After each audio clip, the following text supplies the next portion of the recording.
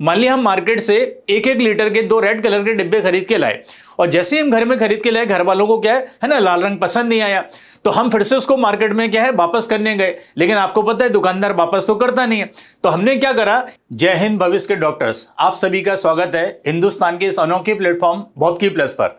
आज हमारा विषय है संकरण। तो आइए बात करते हैं कि संकरण होता क्या है। जैसे यहां पर इसको समझने के लिए हमने एक उदाहरण लिया, मीथेन। मीथेन में आप देखिए कार्बन कितने सहसंयोजक बंध बना रहा है, 4। इसका मतलब है मीथेन में कार्बन की सहसंयोजकता कितनी है, 4। अब बात है कि सहसंयोजकता दिखते कैसे हैं। तो सहसंयोजकता जो है वो काय के बराबर होती है, मूल अवस्था में या उत्तेजित अवस्था में अयुग्मित इलेक्ट्रॉन की संख्या के बराबर। तो जैसे देखो हमने पहले मूल अवस्था में कार्बन का इलेक्ट्रॉनिक विन्यास लिख दिया। कार्बन का परमाणु क्रमांक कितना, 6। क्या विन्यास होगा, 1s2 2s2 p2। तो क्लियर दिख रहा है कि मूल अवस्था में इसमें कितने अयुग्मित इलेक्ट्रॉन हैं, 2। इसका मतलब है कि मीथेन जो है वो मूल अवस्था में नहीं बन रहा। ठीक है, अब हम बात करें उत्तेजित अवस्था में। तो उत्तेजित अवस्था में S का एक इलेक्ट्रॉन किसमें चला गया, P में। अब आप देखिए कितने अयुग्मित इलेक्ट्रॉन है, 4। इसका मतलब है कि मीथेन जो है वो कौन सी अवस्था में बन रहा है, हमारा उत्तेजित अवस्था में। ये हम दिखा रहे हैं हाइड्रोजन। हाइड्रोजन का परमाणु क्रमांक कितना, 1। अगर हम इसका इलेक्ट्रॉनिक विन्यास लिखें तो क्या होगा, 1s1। तो ये हम दिखा रहे हैं हाइड्रोजन के 4 कक्षक जिनमें सब में एक एक इलेक्ट्रॉन है। ये दिखा रहे हैं कार्बन के 4 कक्षक जिनमें सब में एक एक इलेक्ट्रॉन है। और हमने पढ़ा है संयोजकता बंध सिद्धांत। संयोजकता बंध सिद्धांत क्या बोलता है कि जब 2 अर्धभरे कक्षक आपस में संयोग करते हैं तो क्या बनता है, हमारा सहसंयोजक बंध बनता है।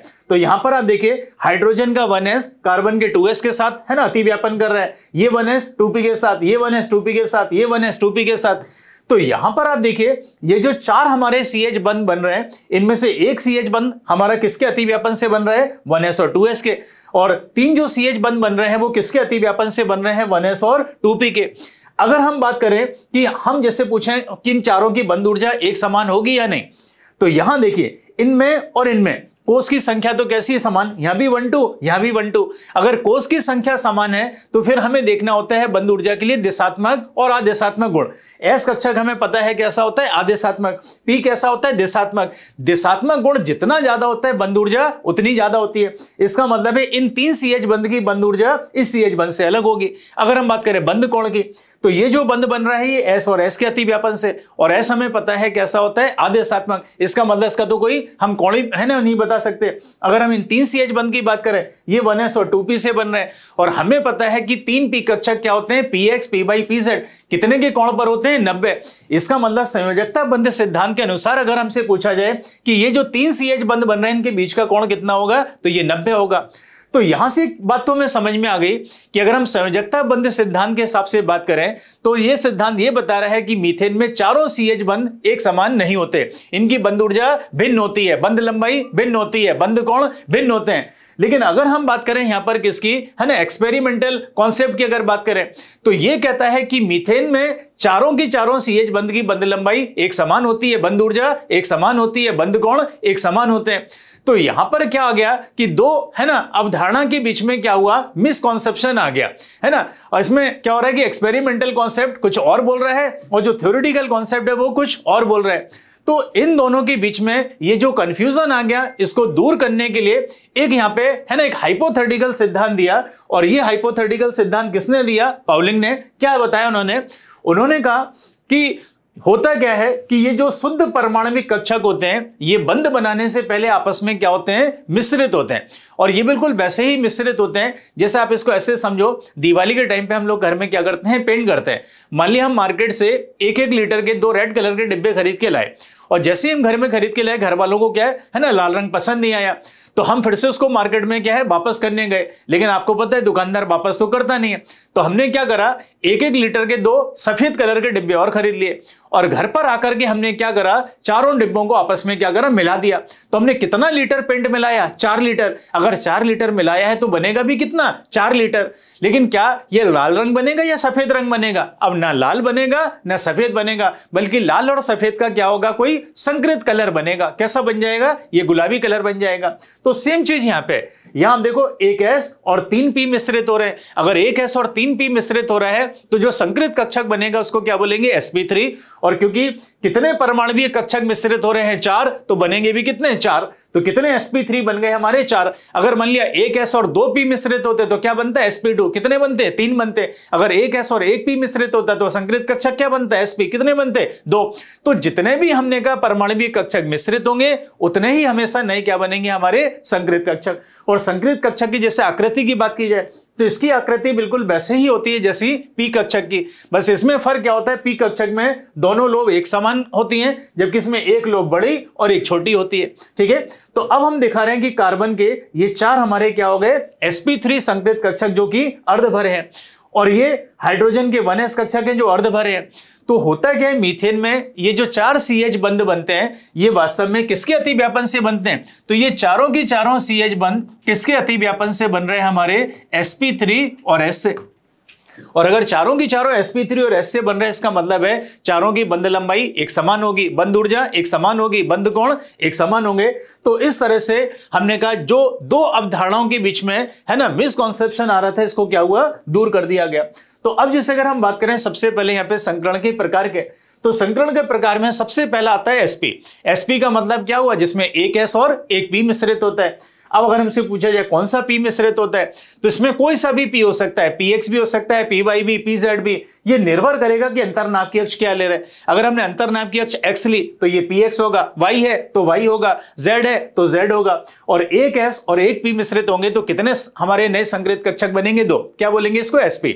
और ये होता क्या है, ये जो संकरित कक्षक बनते हैं ये अपने आप को इस तरीके से व्यवस्थित करते हैं कि इनके बीच में जो प्रतिस्थापन है वो कैसा हो, न्यूनतम।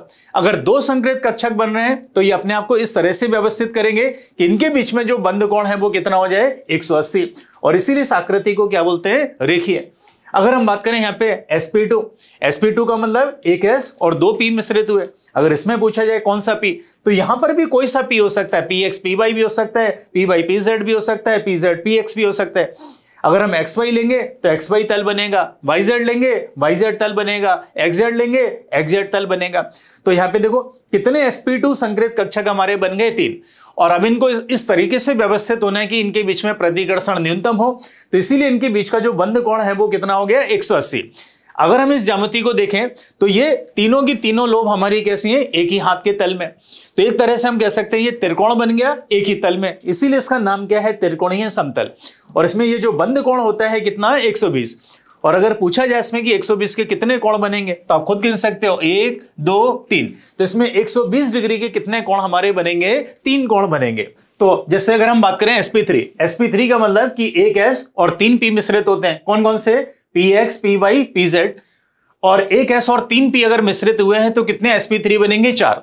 और ये 4 sp3 कक्षक अपने आप को इस तरीके से व्यवस्थित करते हैं कि इनके बीच में प्रतिकर्षण न्यूनतम हो। तो यहां पर ये जो बंध कोण होता है कितना, 109.5। और इस ज्यामिति को हम क्या नाम देते हैं, चतुष्फलकीय। अगर हमसे पूछा जाए यहाँ पे 109.5 के कितने कोण होंगे तो देखो कैसे गिनेंगे। यहां पर बोर्ड पे देखने में तो ऐसा लग रहा है कि ये एक दूसरे के विपरीत है, वास्तव में ये क्या है, ये है ना, ये त्रिविमीय ज्यामिति है। और त्रिविमीय ज्यामिति है तो इसमें सारे के सारे क्या होते हैं, एक दूसरे के अगल बगल होते हैं। इसमें सारी की सारी लोब जो है वो कितने कोण पर है एक दूसरे से, 109.5। तो जैसे अगर हम आपको गिनाएं तो 1 2 1 3 1 4 है ना, इन तीनों के बीच का कोण कितना है, 109.5। तो कितने कोण हो गए, 3। अब 2 से गिने तो 2 और 3 2 और 4, इनके बीच का कोण भी कितना है, 109.5। तो 3 + 2 कितने हो गए, 5। अब अगर हम देखें 3 और 4, तो 3 और 4 के बीच का कोण भी कितना है, 109.5। तो टोटल अगर पूछा जाए कि 109.5 के कितने कोण हैं तो कितने कोण हो गए, 6। ठीक है, इसी में अगला हमारा संकरण आता है sp3d। sp3d का मतलब एक s 3 p और एक d मिश्रित हुआ। कौन कौन सा, s px py pz, और d में कौन सा होता है, dz²।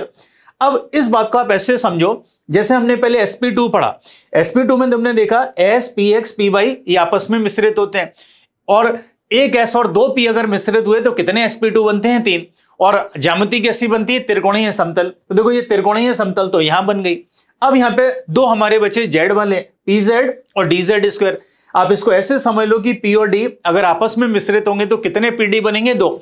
एक क्या होगा, ऊपर और एक नीचे, क्योंकि ये कौन सी अक्ष है हमारी, z अक्ष। इसीलिए देखो एक लोब को ऊपर दिखा रहे, एक नीचे। तो ये था त्रिकोणीय समतल। और एक जेड अक्ष ऊपर आ गई, एक नीचे, तो एक पिरामिड ऊपर से बनेगा, एक पिरामिड नीचे से, इसीलिए इसको क्या नाम दिया गया, त्रिकोणीय द्विपिरामिडीय। अगर इसमें बंद कोण की बात करें तो ये वाला बंद कोण कितना 120, और ये वाली लोब तीनों से कितना कोण बना रही है 90, नीचे वाली लोब भी तीनों से कितना बना रही है 90। तो अगर 90 वाले कोण अगर गिने तो ऊपर से 3 नीचे से 3, कितने 90 वाले कोण हो जाएंगे हमारे 6 कोण होंगे। ठीक है, इसी में अगला हमारा संकरण आता है क्या, sp3d2। sp3d2 का मतलब कि एक s 3p और क्या होगा 2d मिश्रित होंगे, क्या क्या s px py pz dx square minus y square dz square. इसमें हम देखो xy तल में कितने हैं, s px py dx square minus y square 4, उसमें आपने देखा था 3 xy तल में थे, 3 xy तल में थे तो त्रिकोण बन गया था, यहाँ 4 xy तल में तो क्या बनेगा, वर्ग बन जाएगा। तो देखो यहाँ पे एक वर्ग बन गया, और जेड अक्ष पे देखो pz और क्या है dz स्क्वायर, तो इस तरह से 2 जेड अक्ष बन जाएंगे। तो एक पिरामिड तो ऊपर से बनेगा, एक पिरामिड नीचे से बनेगा, तो क्या बोलेंगे इसको हम नाम दे सकते हैं वर्ग द्विपिरामिडीय। ये ऐसी है ना, इसी ज्यामिति को क्या नाम दिया जाता है हमारा अष्टफलकीय। अगर इसमें पूछा जाए भाई 90 वाले कितने कोण होंगे, तो ऊपर वाली लोब चारों से 90 बना रही है, नीचे वाली लोब भी चारों से 90 बना रही है, तो 4 तो ऊपर से आ गए, 4 नीचे से आ गए, और इन चारों के बीच का कोण भी कितना है हमारा 90। तो 4 + 4 + 4 कितने हो गए 12। तो अष्टफलकीय ज्यामिति में 90 डिग्री वाले कितने कोण होते हैं हमारे 12। और इसी में एक आखिरी संकरण और आता है हमारा क्या, sp3d3। sp3d3 का मतलब एक s 3p और 3d मिश्रित होते हैं, क्या क्या s px py pz dx square minus y square dxy और dz स्क्वायर। इसमें ध्यान से देखो xy तल में कितने दिख रहे हैं, s px py dx square minus y square dxy, 5 आ गए, 5 आ गए, इसका मतलब यहाँ पे क्या बनेगा, पंचभुज बनेगा। और z अक्ष पे देखो pz और क्या आ रहा है dz स्क्वायर, तो 2 हमारी क्या हो जाएंगे z अक्ष बन जाएंगे। तो क्या नाम देंगे इस ज्यामिति को, पंचभुजीय। एक पिरामिड ऊपर से बनेगा, एक पिरामिड नीचे से बनेगा, तो हम इसको क्या बोल सकते हैं, पंचभुजीय द्विपिरामिडीय। अगर इसमें बंद कोण की बात करें तो ये वाला बंद कोण कितना होता है 72, और ये वाली लोब तो 5 से है ना कैसी है, लंबवत है, और अगर 5 से लंबवत है तो कितने का कोण हो गया 90। तो 5 कोण 90 के ऊपर से आएंगे, 5 कोण 90 के नीचे से आएंगे। तो अगर इसमें पूछा जाए 90 वाले कितने कोण होंगे, तो 90 वाले इसमें टोटल कितने कोण होंगे हमारे 10 कोण होंगे। अगर पूछा जाए कि 72 डिग्री वाले कितने होंगे, तो ये कितने होंगे हमारे 5 कोण होंगे। ठीक है, तो मिलते हैं इसके बाद नेक्स्ट वीडियो में, तब तक के लिए जय हिंद।